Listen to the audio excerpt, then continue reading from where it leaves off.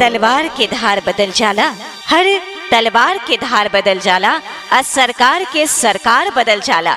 जब जाग के करवट बदलेली जनता, तब वक्त के रफ्तार बदल जाला। इनकलाब जिंदाबाद जिंदाबाद जिंदाबाद, इनकलाब जिंदाबाद जिंदाबाद जिंदाबाद, मुन्ना पंडित जिंदाबाद जिंदाबाद जिंदाबाद, मुन्ना पंडित जिंदाबाद जिंदाबाद जिंदाबाद, रेल का इंजन जिंदाबाद जिंदाबाद जिंदाबाद, रेल का इंजन जिंदाबाद जिंदाबाद जिंदाबाद, मुन्ना पंडित जिंदाबाद जिंदाबाद जिंदाबाद, रेल का इंजन जिंदाबाद। जिंदाबाद जिंदाबाद, क्यों पड़े हो चक्कर में, कोई नहीं है टक्कर में, क्यों पड़े हो चक्कर में। कोई नहीं है टक्कर में।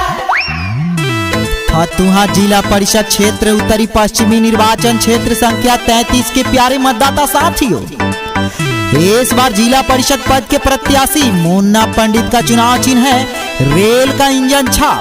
जी हाँ, रेल का इंजन छाप क्रम संख्या 7 पर ही बटन दबाना है और अपना मुन्ना पंडित को भारी बहुमत से विजयी बनाना है। तो याद रखें, रेल का इंजन छाप। म्यूजिक बाय प्रीतम राय। जोड़ी ले हाथ भैया हो, चाहे सबके साथ भैया हो, करी है विकास भैया हो, राखी विश्वास भैया हो, काच पहिरावे के बहे हे मुन्ना पंडित के जितावे के बा, जिला परिषद बनावे के बाहे, रेल के इंजन छपे बटन दबावे के बा, विजयी बनावे के बाहे। जोड़ी ले हाथ भैया हो, चाहे सबके साथ भैया हो, करी है विकास भैया हो, राखी विश्वास भैया हो, काच पहिरावे के बहे मुन्ना पंडित के जितावे के बा, जिला परिषद बनावे के बाहे, रेल के इंजन छपे बटन दबावे के बा, विजयी बनावे के बाहे। जी हाँ, याद रखें, आपका अपना चुनाव चिन्ह रेल का इंजन छाप, जो कि ईवीएम मशीन के क्रम संख्या 7 पर मिलेगा। याद रखना है, आपका अपना चुनाव चिन्ह रेल का इंजन छाप, जो कि ईवीएम मशीन के क्रम संख्या 7 पर अंकित है। मुन्ना पंडित के भैया जानी भुलाई हो, रेल के इंजनवा पे बटन दबाई हो। सुना तानी नु भवन विरोधियन के झांसा मिला आई हो, 7 नंबर पे बटन दबाई हो। जानी भुलाई भैया जी, एहो भाभी, मुन्ना पंडित के जितावे के बा, जिला परिषद बनावे के बाहे,